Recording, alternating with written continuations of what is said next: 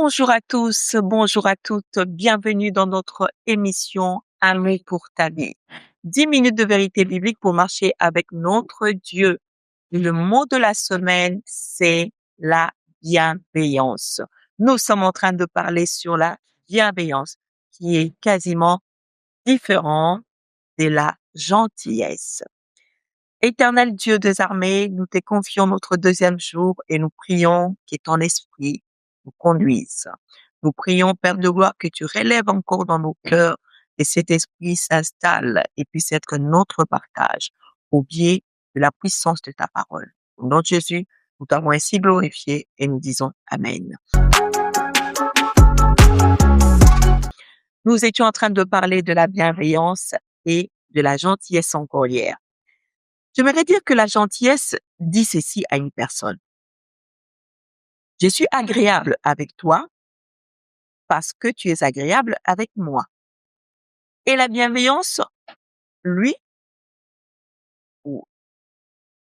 vient dire encore à une autre personne, je choisis, je fais le choix de faire du bien, de te faire du bien à toi, même si c'est difficile.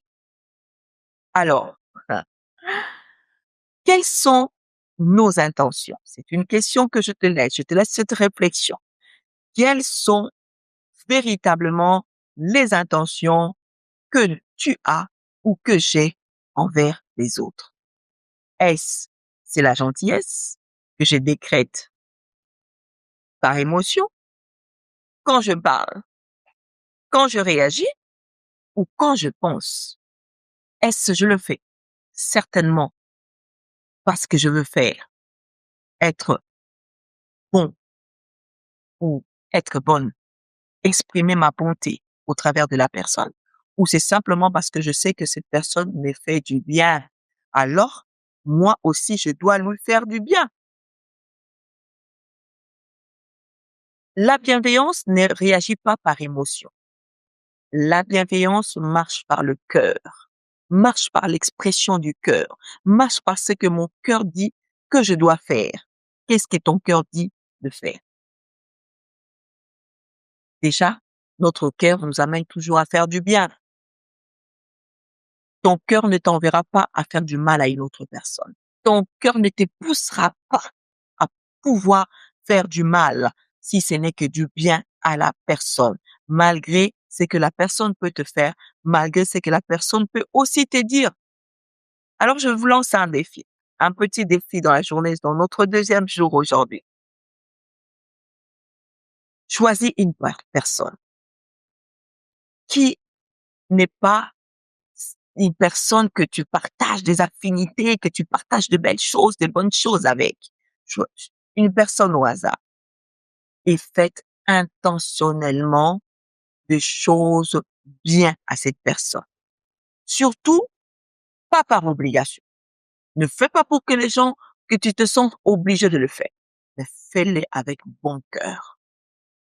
Ni pour que tu sois vu par les autres. Parce que beaucoup de gens font des actions pour être vus.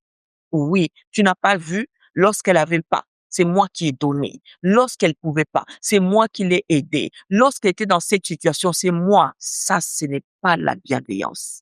Et tu te déclares comme une personne bienveillante? Non, mon frère, non, ma sœur, non, mon ami, non, je ne sais pas qui est à tes côtés à cette heure.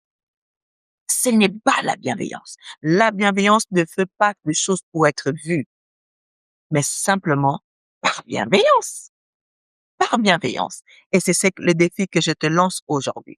Alors, nous continuons. J'aimerais quand même qu'on puisse découvrir les caractéristiques de la bienveillance. Quelles sont les caractéristiques que tu peux décréter dans une personne qui est non, la manière que je vois Ephraïm agir, c'est une personne qui est bienveillante.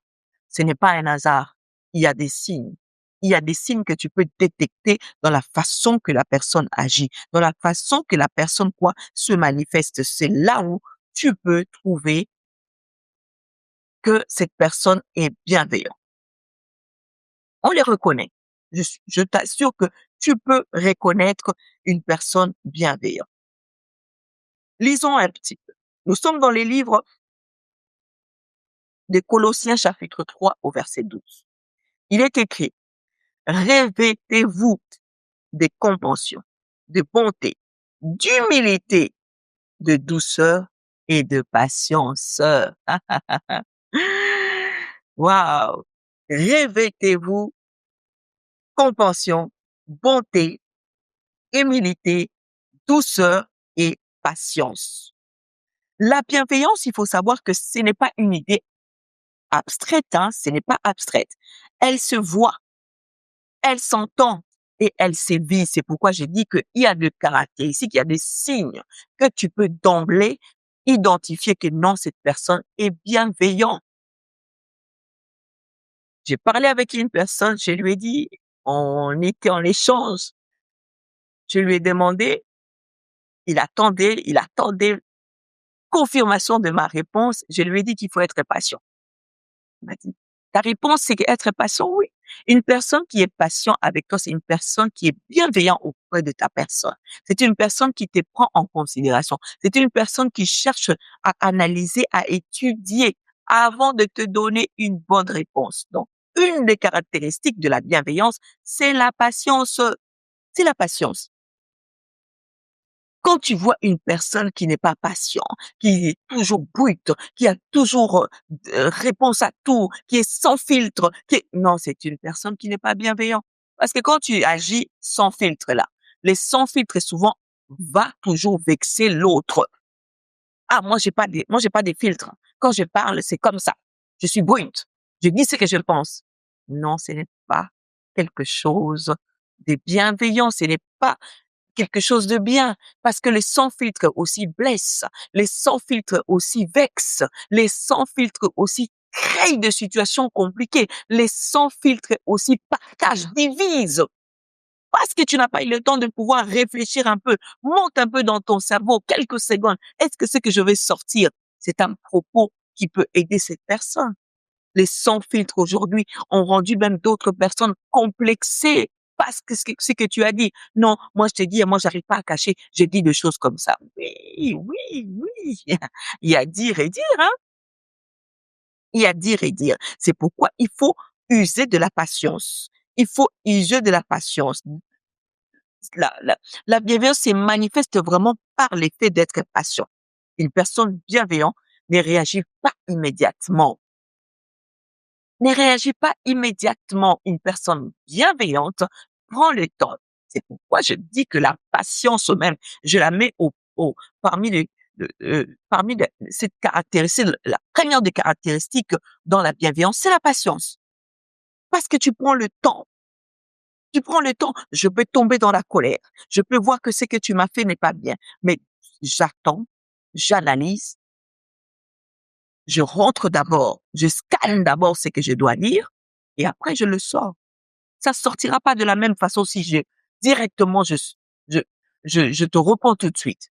Parce que ce qui est analysé prend le temps d'être dit, d'être choisi, le mot. On peut vouloir dire la même chose à deux manières.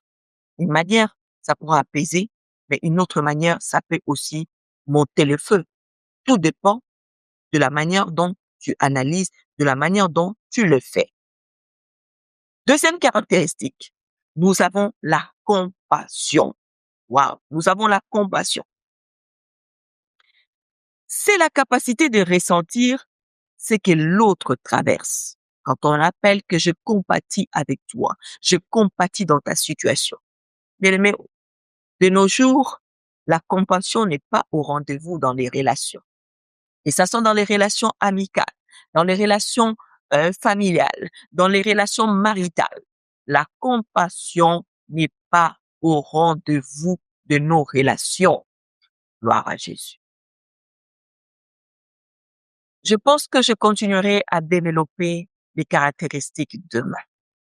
Pour aujourd'hui, je m'arrête là. N'oublie pas de t'abonner, de partager, de liker, de commenter ces programmes et nous nous retrouvons demain. Soyez énormément bénis.